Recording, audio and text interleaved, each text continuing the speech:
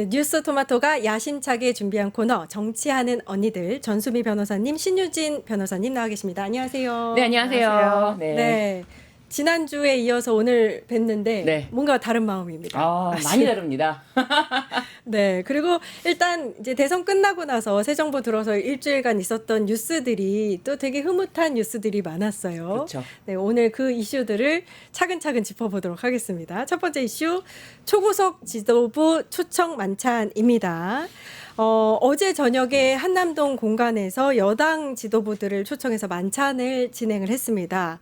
원팀 정신을 강조했다고 하죠. 어떻게 네. 보셨어요? 저는 지금 이재명 정부의 이런 속도감 있는 업무 처리 방식 이런 거야말로 한국인이 원하는 업무 속도가 아닌가. 빨리빨리.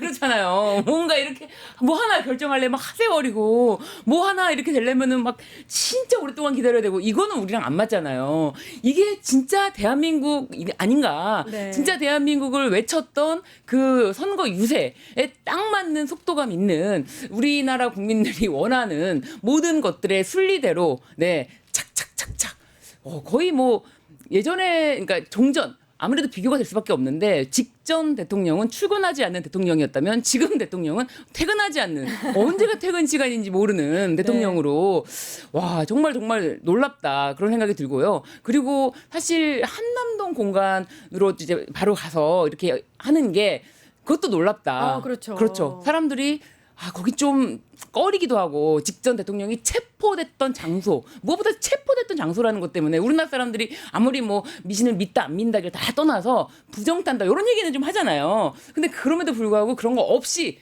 바로 또 가서 또 여당 지도부들 바로 불러서 이렇게 초청해서 네. 만찬까지 하고 대단하다. 네, 진짜 네. 대한민국의 업무 속도다. 사진 보니까 뭐 박찬대, 정천래, 서영교 의원도 보이고요. 1, 2기 지도부가 함께 만찬을 벌인 거라고 합니다. 이번에 원내대표 도전하는 서영교, 김병기 의원도 있었습니다. 어떻게 보셨어요? 저는 아마 이러한 모습을 사진 보면서 딱 떠올랐던 게 네이버에서 봤던 댓글이 떠올랐어요. 그러니까 야 이재명이 진짜 일 잘하면 어떻게 하지? 그런 댓글이 있었거든요. 네. 그러니까 대통령이 딱 이렇게 확정이 된 다음에, 그러니까 아마 국민의힘이나 저쪽 구구 세력들이 제일 걱정했던 게 본인들이 정말 철저하게 악마화를 시켰던 게 이재명 후보고 대통령인데 너무나 일을 잘하는 모습을 보이면 자신들의 정당성이 없어지니까 그걸 비난을 해왔고 악마화를 해왔잖아요. 그래서 그런 우려의 모습을 보면서 이분이 바로 정말 너무나 준비됐고 유능할 것뿐만 아니라 자기 사람들을 마음으로 저렇게 진심을 챙기는, 솔직히 1, 2기 지도부는요, 그 윤석열 대통령의 노동 탄압, 언론 탄압, 야당 탄압으로 정말 많은 피해를 보셨던 지도부이기도 해요. 너무 힘들었죠, 야당으로서. 근데 그 탄압 속에서 같이 싸웠던 전우들을 저렇게 챙긴다. 나 이제 대통령 됐으니까 안녕이 아니라 나랑 같이 고생하셨죠. 그동안 윤 정권 탄압 속에서 얼마나 고생하셨습니까? 인간의 그 따뜻한 면모를 그동안에 악마시켰던 국민의힘이나 구구들이 되게 네, 우리가 저 잘못한 건가? 왜 악마를 시켰지? 그러니까 오히려 정반대되는 그 따뜻한 피가 흐르는 이재명 대통령의 모습을 참 보였다는 점에서 참 이재명이 이재명했다. 이재명답다라고 생각했습니다. 이재명답다. 네.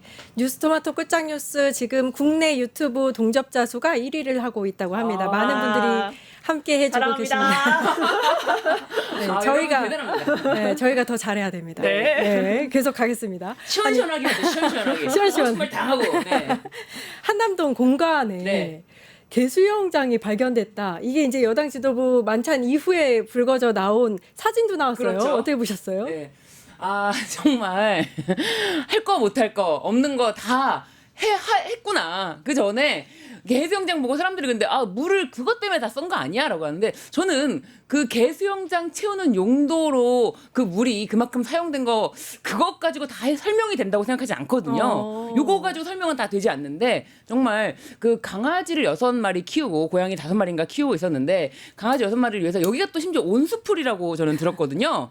야 정말 이렇구나. 이렇게 내가 원하는 거 이거에 대해서 뭐 특별히 허가를 받고 이런 것도 아니라고 하는데 내가 원하는 거 아이들이 좀 편하게 놀았으면 좋겠다. 그런 발상 하나로 뭐든지 손가락 하나로 이압 하면 생기는 그렇게 살지 않았나. 네. 이거는 이제 시작이다. 밝혀질 것은 많이 남았다. 밝혀질 건 많다. 네. 뭐 강아지 복지 차원에서는 뭐 괜찮다는 생각이 드는데 그건 본인 돈으로 했어야 되는데 이게 국민 세금으로 온수풀을 만들었다는 게 좀 걸리는 거죠. 관저 이전 비용으로 사실 42억 이전 비용만 42억이 들었잖아요. 근데 저기 뒤에 혹시 사진에 정자가 보이십니까? 네. 저 정자가 뭘 것 같아요? 원래 뭘까요? 없었던 거예요. 네. 저게 광주 비엔날레 출품 작품이에요. 근데 광주 비엔날레 출품한 작품, 예술 작품이 저기 안에 있다. 그러니까 거기에 또 개 수영장까지, 온수풀까지. 이게 뭐 반려견이 우리 가족이긴 하지만 이 관저는 공적인 공간, 그러니까 사적인 본인 땅에서 뭘 하든 상관없어요. 근데 관저라는 곳은 철저하게 공적인 공간인데 그런 공적인 공간에 광주 비엔날레 작품을 그러니까 아마 뭐 협박을 했든지 뭘 했겠죠. 뭐 기부를 했든지 어떤 형식이 봐야 될 것 같아요. 왜 비엔날레 작품에 저기 정자가 들어가 있는지, 왜 개 수영장을 저렇게 설치를 했는지, 저 안에 비품들은 도대체 저희가 이사할 때 사진을 봤거든요. 네. 그러니까 가구들이 다 실려 있는 사진을 좀 봤었어요 세상어. 그때. 그러니까 도대체 어디까지 다 가져갔는지에 대해서 철저하게 이제 진상 규명을 할 필요가 있다라고 생각합니다. 그러니까요. 저 관저까지 이상한 점이 한둘이 아닌데 일단 또 윤 정부 당시에 문제됐던 것 중 하나가 당무 개입이잖아요. 네. 이 당 문제에 거침없이 관여를 했다는 건데 이번 지도부 이제 만찬을 보면 현안이나 이런 얘기들을 없었고 또 김병기 서영교 의원한테 둘 다 잘하실 분이다 이렇게 좀 균형 잡힌 시각으로 또 언급을 하셨고 어떻게 보셨어요? 그렇죠. 지금 윤석열 시대에는 그랬잖아요. 찐윤 누가 당권을 잡느냐. 완전 내리꽂는 사람.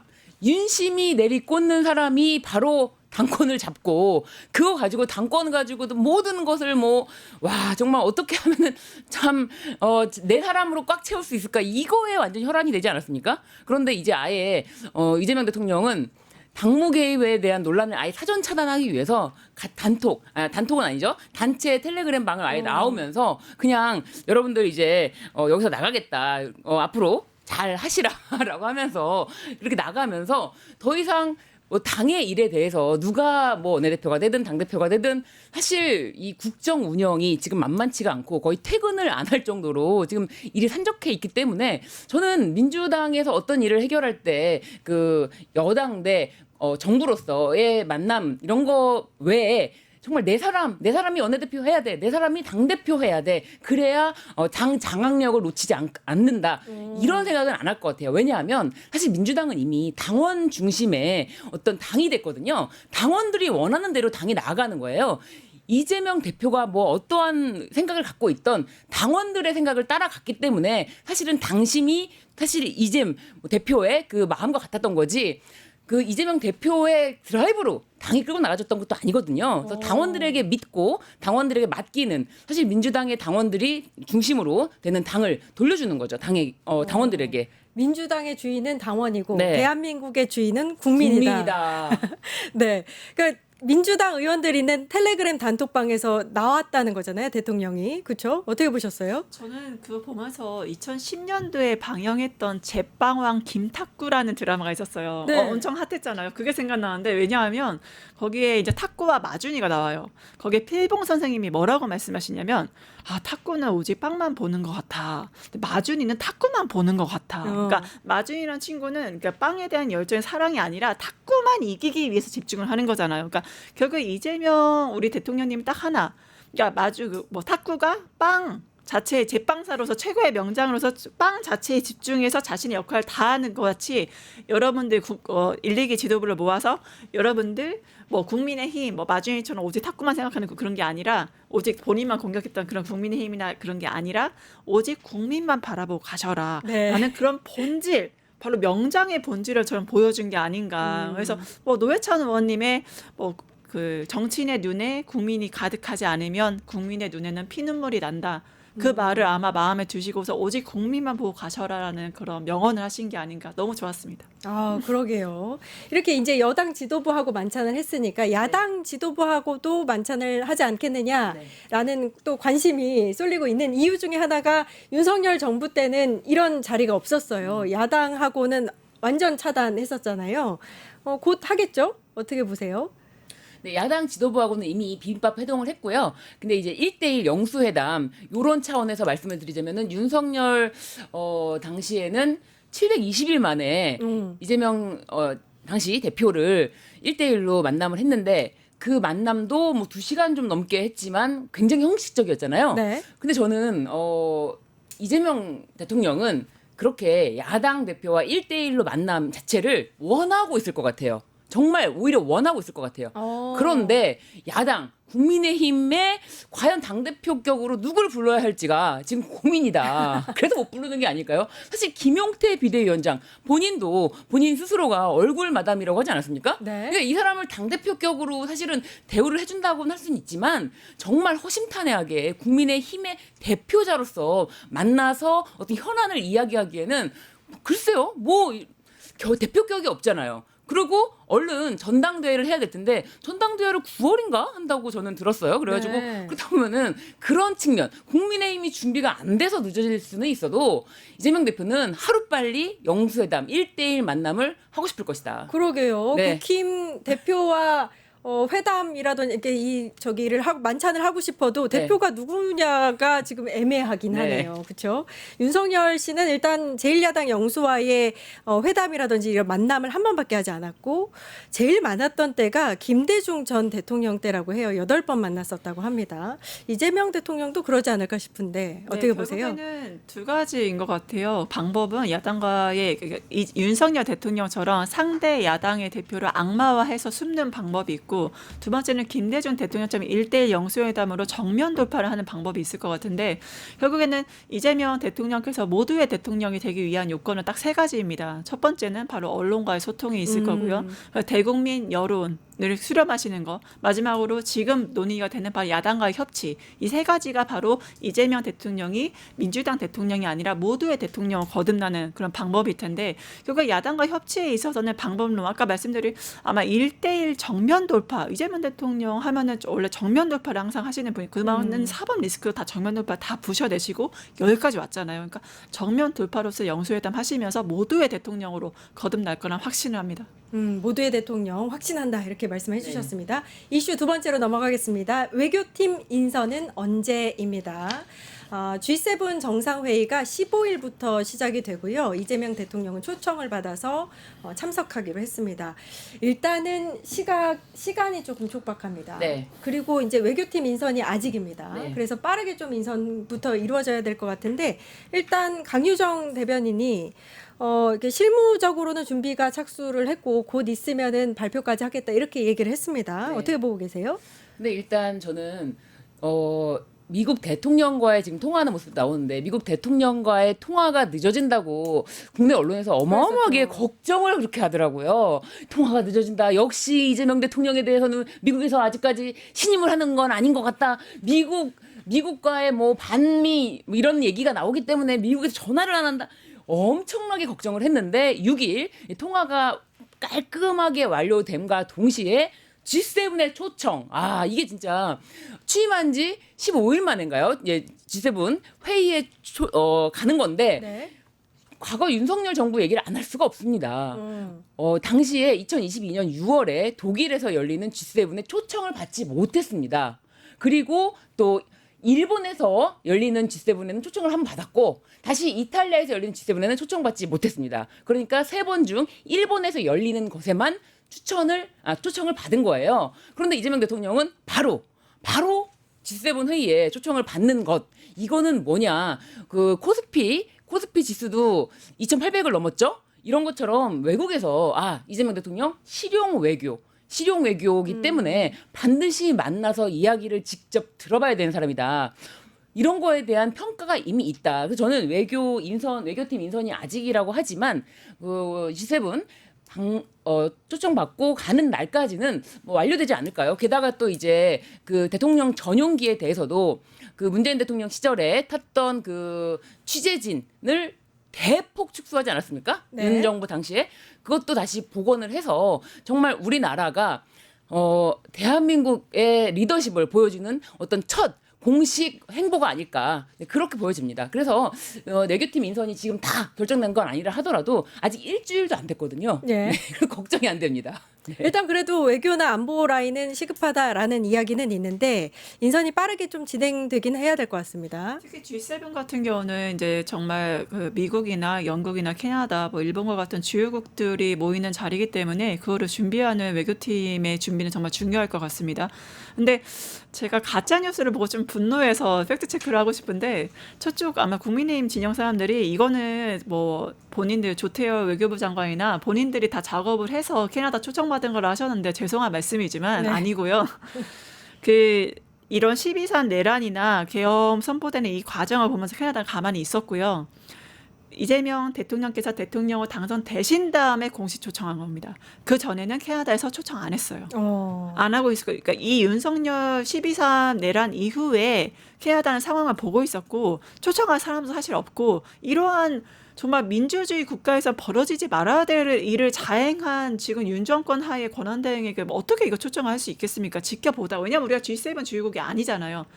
그 의장국인 캐나다가 초청을 해야 올 수 있단 말이에요. 캐나다 엘버타주에서 아마 그리고 날짜가 이제 6월 15일부터 17일까지 열릴 겁니다. 굉장히 시간이 조금 남았는데 그런 상황에서 캐나다가 바로 이재명 대표를 딱 이재명 정부를 지목해서 이재명 대통령을 지목해서 초청한 이유는 간단하다.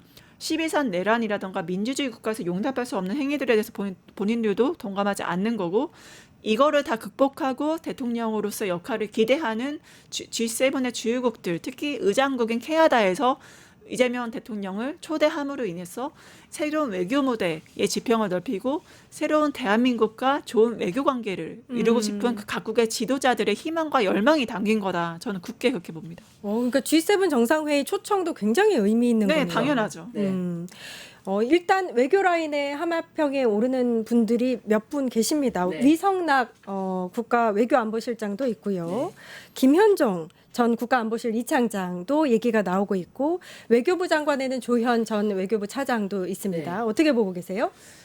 저는 뭐 지금 거론된 분들, 뭐 조현 전 외교부 차관이라든지 김현정 국가안보실 2차장 특보라든지 그리고 선대위에서 같이 외교 라인으로 활동을 하셨던 분들이기 때문에 이미 어느 정도 의견이라든지 외교에 대한 생각이 실용 외교라는 말이 괜히 나온 말이 아니잖아요. 어떻게 하면 우리나라가 외교적으로 잘 지형적으로는 굉장히 중요한 위치에 있지만 사실은 굉장히 어렵잖아요. 이게 외교라는 게 뭐 미국도 생각해야 되는데 사실 그리고 중국에서 지금 또 히토류 관련해서 또뭐 여러 가지 문제가 있는데 이런 것도 외교로 잘 풀어야 되는 건데 우리나라는 그 부분에 대해서 어떤 입장인지 이거를 세울 때 하나의 원칙, 실용 외교다라는 것은 우리나라 국익을 위해서 어떤 나라랑도 어떤 이야기든 다 할 수가 있다. 저는 그렇게 보여져요. 그래서 뭐 굴종 외교, 뭐 친일 외교 이런 거로는 이제 더 이상 안 된다라는 걸 확실하게 보여줬고 전 정부에서 그런 거 했기 때문에 우리나라가 그렇게 힘들었던 거고 그런 게 아니기 때문에 선대위에서 이미 함께 말을 맞췄던 분들과 함께라면은 저는 외교 정책이 가장 좀 기대가 됩니다. 그러세요. 네, 이재명 대통령 시대에 가장 기대가 되는 부분이 외교 부분이고 외교 부분이 좀 펴야 우리나라가 모든 게 좀 더 올라가지 않을까. 네, 어떻게 보면은 우리나라의 국격 K 이니시어티브 이런 것도 다 나오는 게 우리나라는 문화 강국인데 그런 것도 다 외교적으로 관계가 좋아야지만 이런 게 다 널리 문화적으로도 퍼져 나갈 수가 있는 거지 외교적으로 관계가 안 좋으면 모든 걸 다 내리거든요. 네. 아예 뭐 K 문화 자체가 설 곳이 없게 되거든요. 그래서 외교가 우리나라는 가장 중요하다. 그렇게 보여지고 가장 많이 기대가 되는 부분이기도 합니다. 이재명 정부의 외교 분야가 매우 기대가 된다 했는데 사실 지금 조금 어려운 시기이긴 합니다. 강대국 사이에서 우리나라가 좀 끼어 있기도 하고요. 트럼프 정부가 들어서면서 더 어려운 시기에 놓여 있기도 하고 뭐 러시아 우크라이나 전쟁 사이에서 북한과의 관계 이런 문제도 있고요. 여러 가지 면에서 매우 중요한 시기인 것 같기는 합니다. 어떻게 보세요? 근데 저는 트럼프 대통령하고 이재명 대통령이 공통점이 있습니다. 바로 자국의 이익을 위한 국익 중심의 실용 외교라는 거예요. 그래서 트럼프도 마찬가지, 이재명도 마찬가지인데 이 국익 중심의 실용 외교에 대해서 가장 잘 아는 사람이 지난 대선 때부터 20대 대선 때부터 바로 이재명 후보님을 모셨던 위성락 그 전 러시아 대사, 한반도 평화교섭 본부장도 하셨고요. 러시아 대사까지 역임하시면서 정말 완전 한반도 문제에 있어서 평화 문제에 있어서 북핵 문제에 있어서 잔뼈가 굵은 정통 외교관입니다. 특히 위성락 그 안보실장에 대한 평가는 미국이나 일본이나 뭐 G7뿐만 아니라 G20 다른 국가들에서 위성락 하면 이재명 믿을 수 있다. 오직 그런 평가도 나왔었어요. 그러니까 반일 반미 아니야? 그런 평가가 외교가 있었는데 근데 위성락 대사가 여기에 있다고? 그러면은 이재명은 정말 실용 외교?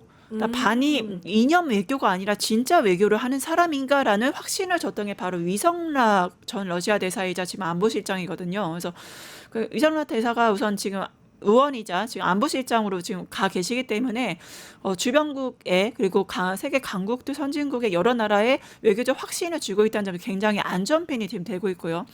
지금 이제 논의가 되는 게 아직 외교부 장관 인선이 안 되는데 왜 조현 외교부 차관이 논의가 되느냐 이유는 네. 간단합니다.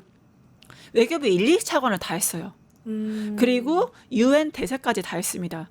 그 유엔 대사로서 우리나라 대표해서 유엔에서 발언을 해야 되고 1, 2차관 모두 행정부 안에서 경험했고 무엇보다 굉장히 잔뼈가 있고 또 외교통이라는 점에서 외교부 안에서도 굉장히 신뢰를 받고 있고 무엇보다 조현 전 차관의 특징이 있어요.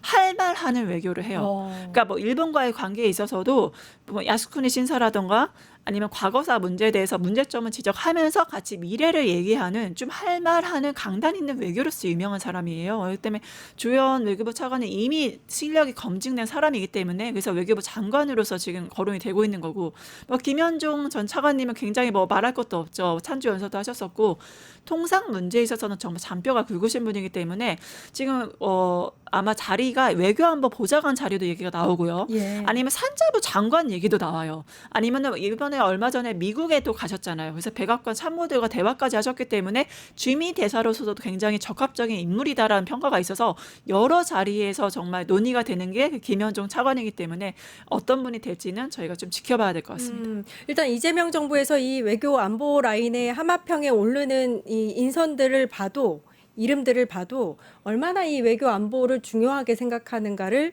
엿볼 수 있는 것 같습니다. 자, G7의 초청을 받아서 참석하기로 했고요. 나토는 초청을 받았는데 일단 참석 여부는 아직 불투명합니다. 이런 정상회의 참석 이런 것들이 득과 실은 있을 것 같아요. 좀 분석을 해주신다면. 일단 뭐 걱정하는 분들이야 워낙에 뭐 그렇죠 사소한 걸음 하나에도 조심해야 된다라는 것 때문에 이 참석해도 초청을 받아 참석해도 뭔가에 대한 걱정이 계속 가득가득 있겠지만 글쎄요 저는 그런데 이재명 대통령이 그 민방위복인가요? 그거 네. 이제 그것이 옷 색깔이 달랐잖아요. 노란색과 이제 초록색. 초록색 달랐는데 돈 뭐하러 들여서 새로 맞추냐. 그냥 입고 하자. 그 정도거든요. 그 정도라는 것은 저는 뭐 예를 들면은 어떤 걱정이 있고 아니 그래도 지금 새 정부의 어떤 새로운 걸 보여줘야 돼. 보여주기식에 대한 거는 하나도 생각을 아예 안 하시는 분이다. 그러니까 어떤 모습을 보여지든지 간에 그건 중요한 게 아니고 정말 그 알맹이만 취하는 그런 스타일이기 때문에 뭐 지금 나오는 걱정들, 우려들 그런 것에 대해서는 사실상 이렇게 마음이 편할 수가 없다. 그런 생각이 들어요. 그래서 예전에 이제 문재인 정부 당시에는 이제 뭐 주요 언론에서 어마어마하게 또 막 폭격하듯이 문재인 정부의 어떤 실책이라든지 그런 거 걱정 같은 거 그런 거를 마구 쏟아낼 때 이걸 어떻게 대응할 것인가 솔직히 좀 걱정되는 부분도 없진 않았습니다. 그런데 지금은 이제 막 시작이고 아직 일주일도 안 된 지금 새로운 정부 출범에 이제 갖가지 뭐 걱정과 우려 섞인 이런 이야기들을 하는데 뭐 하나가 걱정이 안 된다라는 네. 그 정도의 마음이면은 저는 글쎄요 지금 정말 어려운 상황이고 그 관저에 들어가서 뭐 하는 그런 작은 행보부터 외교까지 지금 모든 게 시험대에 올랐는데 그런 것에 대해서 아주 차근차근 탁 알맹이 취할 것만 취하면서 뚜벅뚜벅 갈 길을 가지 않을까라는 생각이 저는 듭니다. 일단 일부 실무자들 사이에서는 G7 참석이라든지 나토에 참석하는 문제조차도 좀 서두를 필요 없다 이런 이야기가 일부에서 나왔다는 이야기가 있고요. 어떤 면에서는 미중 관계 해빙 모드에 G7 참석은 당연하다 이렇게 보시는 분들도 있고 결국에는 이제 참석하는 쪽으로 가닥을 잡았는데 어떻게 보세요, 변호사님은? 아무래도 G7, 나토 둘 다 참여하는 파가 있고요. 사실 안에서 그리고 G7만 참여한다도 있었고 사실 둘 다 하지 않는다. 왜냐하면 지금 취임하시자마자 좀 오랫동안 그 자리를 비우시게 되면 지금 아직 그 개편이 다 되지 않은 상황에서 문제가 있지 않냐 있었는데 아마 G7에 참여하신다는 거는 우선은 주요국인 의장국인 캐나다 초청도 있었지만 저는 6월 6일 밤 10시에 이루어진 트럼프 대통령과의 전화통화도 좀 영향을 미치지 않았나 싶어요. 왜냐하면 그때 전화통화 내용이 굉장히 재밌었어요. 왜냐하면 우리가 당사자 정치라고 하잖아요. 네. 트럼프 대통령과 이재명 대통령님의 공통점이 되게 많습니다. 둘 다 검사를 너무 싫어해요. 오. 아니 검사한테 정치 표적 수사를 당하고 보복을 당하셨기 때문에 트럼프도 해리스를 그렇게 싫어했던 이유가 검사 출신이라는 것 때문에도 있지 않았습니까? 아마 그 정치적 어려움을 극복하고 둘 다 대통령을 우뚝 선 서로의 위치에 대한 동감대도 그때 통화 내용에 있었고요. 무엇보다 둘 다 암살 테러 위협도 받았잖아요.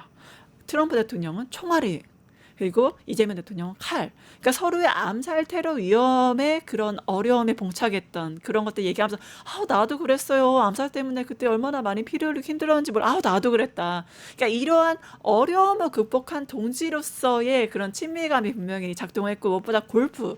트럼프 대통령 하면 골프하면 정말 죽는 사람이거든요. 근데 우리 골프 한번 칩시다 얘기를 하니까 너무 좋다.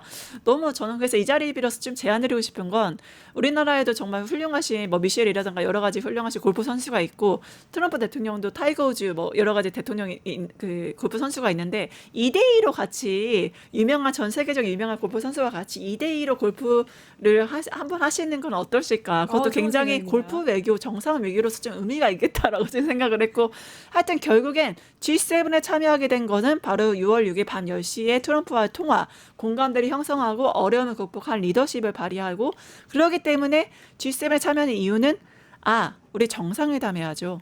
관세 문제 논의해야죠. 바로 정상회담에 대한 일정을 잡기 위한 그런 처음에 직접적인 인사의 자리로서 G7에 참여를 결정하신 게 아닌가. 그래서 세계무대 대비라는 의미도 있고 한미 정상의 그 날짜를 잡는다는 그런 의미도 있기 때문에 G7은 결정을 하신 게 아닌가 싶습니다. 네. 일단 나토 회의는 3주밖에 남지 않았고 일각에서는 아직 이 당면 과제 이제 그 다자적인 외교 과제에 대해서 어떤 입장을 명확하게 하기에는 좀 시간상 부족하기 때문에 아직 참여에는 이렇게 그 부분 결정에 대해서 빠르게 결정해야 된다라는 거는 아닌 것 같습니다. 좀 더 장고를 거듭할 것 같고요. 앞으로 유엔 총회라든지 여러 가지 국제적인 무대가 많기 때문에 일단 한번 어떻게 선택하는지 지켜보도록 하고요.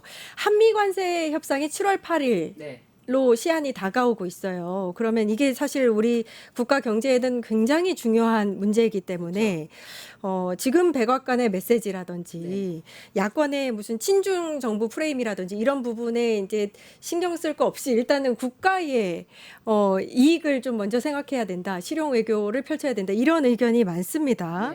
미국과 협상에 있어서 우리 정부가 어떤 태도를 취해야 할까요? 일단은 미국 이제 관세가 지금 미국은 전 세계적으로 지금 뭐랄까 전쟁 성포를 한 상황이었고 그로 인해서 사실 미국도 지금 상황이 좋지가 않아요. 그리고 말씀드렸듯이 그 히토류 관련해서도 중국에서 수출을 지금 제한하고 있고 그래서 오히려 미국에서 추진하는 그 리쇼어링이라고 해서 그 생산 공장 자체를 미국에다가 유치하는 그런 정책도 사실 문제가 될 수가 있다. 왜냐하면 완제품에는 자기네가 자국에서 각 나라별로 중국도 마찬가지지만 특수한 그런 부분에 대해서 우리가 그거 하나만 수출은 하지 않는다. 우리나라에서 생산된 제품에 부착돼서 나가는 건 괜찮지만 너네 나라의 완제품을 하고 우리나라 거 부품만 가져가는 건 우리는 안 된다라고 하는 나라가 지금은 중국이지만 또 다른 문제도 일어날 수가 있거든요. 그래서 지금 굉장히 미국에서도 어려운 상황입니다. 그렇기 때문에 미국에서는 어떻게 보면은 우리나라와의 협상도 그렇게 힘으로만 밀어붙인다고 우리나라에서 모든 거를 꼼짝 못하듯이 당할 수 있는 그런 상황은 아니라는 거를 인식을 해야 될 거고요. 그리고 또 사실 우리나라는 그 관세도 관세지만 방위비까지도 엮여 있지 않습니까? 그러니까 방위비 문제에 관련해서도 미국이 원하는 거는 사실 트럼프는 거의 상상을 초월하는 정도로 요구하는 그런 대통령이었기 때문에 문재인 대통령 때 그 방위비 협상 관련해서 말씀을 드리자면은 그런 전력이 있기 때문에 이런 문제를 잘 풀어나가려면은 우리의 입장이 지금 전 정부의 입장에 대해서 다 미국의 말을 뭐든지 다 들어줄 것처럼 했던 거와 다르다는 모습은 좀 보여줄 필요가 있다. 그렇다고 해서 우리가 마치 국민의힘당에서는 굉장히 뭐 반미 아니냐, 민주당 반미 아니냐 이런 걱정을 하는데 저는 그런 걱정은 정말 제일 쓸데없는 걱정이다라고 생각을 하고요. 그 실용 외교 하려면 가장 그 중심에 있는 나라가 또 미국입니다. 네. 미국과의 관계가 좋아야지만 다른 나라와도 다 두루두루 얽혀 있는 게 있고 아까 말씀드렸지만 우리나라는 미국과 단지 그 무역뿐만이 아니라 국방과도 밀접한 관계가 있기 때문에 여기에서 글쎄요 이 뭐라고 제가 말씀을 드릴 부분은 아니지만 저는 이 관세 협정만큼은 우리나라가 뭔가를 여기서 뭐 완전히 이 다 허용하는 수준으로 이렇게는 하진 않을 것이다. 그런 생각이 좀 듭니다. 이게 미국도 중국도 러시아도 일본도 다 관계가 중요한데 그 중심에 일단 대한민국의 이득이 있어야 된다. 이게 바로 실용 외교가 아닌가 싶습니다. 그 대선 전에 한덕수, 김태효, 최상목 이런 인물들이 대선을 위해서 관세 협상에 나선 적이 있단 말이에요. 그때 어떤 협상을 벌였는가도 굉장히 중요한 것 같아요. 그걸 빨리 캐치를 해서 이 다음 새 정부가 협상을 해나갈 때 활용을 해야 될 것 같은데 어떻게 보세요? 그게 저는 바로 이재명 대통령께서 국무회의를 그러니까 전 정부 장관들, 차관들 앉혀놓고 한 이유가 바로 그것 때문인 것 같아요. 그러니까 지금 도대체 어디까지 협상했어? 어떤 내용을 미국이 요구했어? 내가 대처해야 될 건 뭐야라고 그거를 지금 브리핑 받을 시간이 없기 때문에 전직 장관과 차관을 모아놓고 다 이렇게 브리핑을 받으신 게 아닌가 파악을 해야 되니까. 왜냐하면 지금 사실 상황이 굉장히 녹록지 않죠. 미국이 우선 뭐 아메리카 퍼스트에서 미국 우선주의 가고 있고요. 그다음에 트럼프 대통령은 또 승부사예요. 그러니까 뭐냐면 무조건 이겨야 돼. 그러니까 너는 루저, 나는 위너야 항상. 그렇기 때문에 이걸 잘 활용해야 돼. 그러니까 러시아 푸틴이 정말 정치 구단이거든요. 네. 어떻게 하냐면 그러니까 뼈를 쥐고 살을 취해요. 그래서 네가 뭐 우크라이나 이거 잘 해주면 우리가 뭐 히투르라든 각종 자원들 네 개발할 수 있게 줄게. 그러니까 신났죠. 자원 준다네 러시아. 이런 식으로 뭔가 실제적으로는 미국이 많이 취해가는 것 같지만 우리가 최소한의 마지노선 지켜야 될 걸 지키는 그런 외교가 필요하고 두 번째는 일본 케이스를 참고할 필요가 있어요. 이시바 총리가 먼저 때려 맞았거든요. 관세 때문에. 그래서 어떻게 했냐면 시간 벌기 전략을 하고 있어요. 그러니까 미국의 전략은 뻔해요. 그러니까 원스톱 쇼핑이에요. 방위비 부담금부터 해서 우리가 대미 무역 흑자거든요. 그러니까 우리 무역 장벽이라든가 규제에 대해서 다 때리고 있단 말이에요. 그러니까 이 모든 걸 토탈 패키지로 원스톱 쇼핑 이 압박을 넣고 있는 게 미국의 전략인데 여기에서 일본을 우리가 참고해서 시간 벌기 전략으로 가야 된다. 맞죠. 맞습니다. 하면서 제가 더 깊이 논의해서 어떻게 드릴 수 있을지 고민해보고 막 알래스카 개발 당연히 지당하신 말씀이고 하면서 시간 벌기 전략을 통해서 저희가 취할 건 취하고 내줄 건 내주는 전략으로 가야 된다. 한미 관세 협상에 있어서 시간 벌기 전략이 필요하다 이런 말씀이셨고 한일 양자회담도 주목이 됩니다. 일단 네. 윤석열 정부 시절에는 굴욕 외교라고 그렇죠. 해서 무조건 고개 숙이는 외교를 벌였어요. 네. 정말 굴욕적이었습니다. 어떻게 해야 될까요? 새 정부는? 이미 이재명 대통령 되기 전부터 대선 한 달 전부터 일본은 중요한 외교 파트너다 이렇게 이야기를 했어요.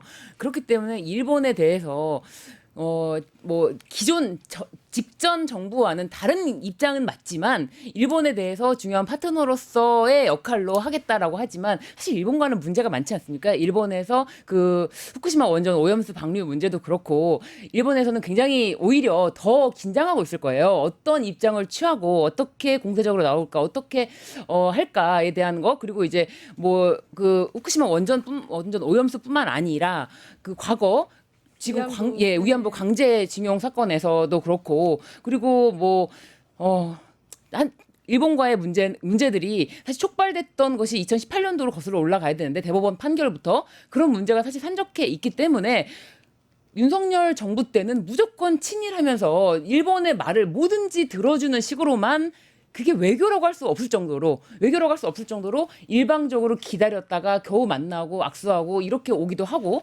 모든 것에 대해서 일본이 원하는 대로 그리고 일본 좀 저희에게 어떻게 보면 굴욕적인 게 일본의 그 우길기를 단 함대들이 우리나라 바다를 휘젓고 다니고 그런 부분에 대해서만큼은 단호하게 저는 바뀌어야 된다라는 생각을 하고 있고요. 그런 부분에 대해서 문제점에 대해서는 분명히 인식하고 있을 것이다. 그렇지만 외교적인 파트너 외교적인 파트너지만 일본 군대라든지 뭐 우길기라든지 그리고 이제 기존의 우리나라 대법원 판례라든지 그리고 오염수 방류에 대한 입장이라든지 그런 거는 분명히 목소리가 달라질 것이다라고 할 생각이 듭니다. 이재명 대통령이 당대표 시절에 그러니까 제1야당일 때 윤석열 정부의 일본 대일 외교에 대해서 지나치게 복정적이다 이렇게 비판을 했거든요. 여기까지 가지는 않지 않겠는가라고 예상을 해봅니다. 어떻게 보세요? 근데 이건 사실 미국의 외교가에서 이미 윤석열 정부 외교를 평가를 했어요. 그러니까 뭐라고 평가를 했냐면 윤석열 정부가 자국의 이익이 아니라 미국의 이익을 최선에서 일하는 게 보였다. 이게 미국의 외교가 관계자가 말한 거예요. 그러니까 한마디로 외부에서 객관적으로 보다도 윤석열은 자국 대한민국을 일한 게 오직 미국을 위해서, 오직 일본을 위해서 바라기를 일했다는 거거든요. 그러니까 참 그때 공부하셨던 분들은 뭐 내란 특검법 이제 되겠지만 철저하게 저는 이제 진상 규명과 거기에 대한 책임을 지셔야 한다 생각을 하고, 근데 한일 이게 외교가 참 어렵죠. 근데 올해가 좀 의미심장해요. 왜냐하면 2025년이 한일 국교 정상화 60주년이고요. 그 광복 80주년이에요, 올해가. 그렇기 때문에 이러한 분위기 안에서 어떻게 과거사에 대한 문제, 강제징용, 위안부 문제, 뭐 사도강사 문제 굉장히 많이 불거웠잖아요. 그리고 뭐 위안부 문제는 뭐 박근혜 때 정말 최후 피해자분이 동의하지도 않는데 뭐 강제적으로 반의사적으로 그 동의를 하게 했다는 얘기도 있었고, 이번에 윤석열 정권 때도 또 똑같은 일이 있어요. 마지막에 그 남으신 할아버님께서 의식이 없을 때 유족 아드님이 2분 계셨는데 그중에 한 분 의사를 물어봐서 아드님이 좀 받고 싶다고 하니까 그분한테 몰래 그 정부에서 그렇죠. 우리나라 대한민국 정부에서 윤석열 정부에서 몰래 그 사람 만나가지고 그러면 너희 아버지 사인만 받아오면 우리가 너한테 돈 줄게. 그러니까 의식도 없는 아버지, 그러니까 법적으로 본인이 의지나 의식이 없는 상태 도장 찍으면 그거는 무효거든요. 근데 네. 그거를 굳이 그거를 사인을 하게 만들어서 배상금을 줘서 강제징용 문제를 일단락시켜 제3자 배상안을 일단락시켰던 게 바로 윤석열 정부예요. 네. 그러니까 이게 대한민국 대통령과 대한민국 정부에서는 할 수 없는, 정말 철저히 일본 정부 입장에서 이거를 다 마무리했던 그런 말도 안 되는 사태들이 벌어졌기 때문에 우선 진상 규명들 하고 이거에 대해서 제대로 된 복귀, 그다음에 과거사 재규명하면서도 뭐 경제나 안보 파트에서 필요하다면 일본과 협력하는 형태로 이 2가지가 결국에는 병존해야 되지 않을까 싶습니다. 네, 일단 외교 안보 분야에 있어서 정말 골치 아프겠다. 네. 새 정부가 이런 생각이 듭니다. 뉴스토마토가 12.3 내란을 막아낸 시민영웅 1000명 찾기 프로젝트를 진행합니다. 내란을 막고 탄핵 소추를 이뤄낸 시민영웅 1000명을 찾아내 대한민국 민주주의의 역사로 기록하고 시상의 본보기로 삼음으로써 민주주의를 더 널리 확산하기 위한 프로젝트입니다. 이 과정에 직접 참여했거나 참여자를 추천해 주실 분들은 우측 제보하기 QR코드나 아래 메일로 추천 및 제보해 주세요. 많은 참여 바랍니다. 뉴스토마토와 함께해 주실 분들을 기다립니다.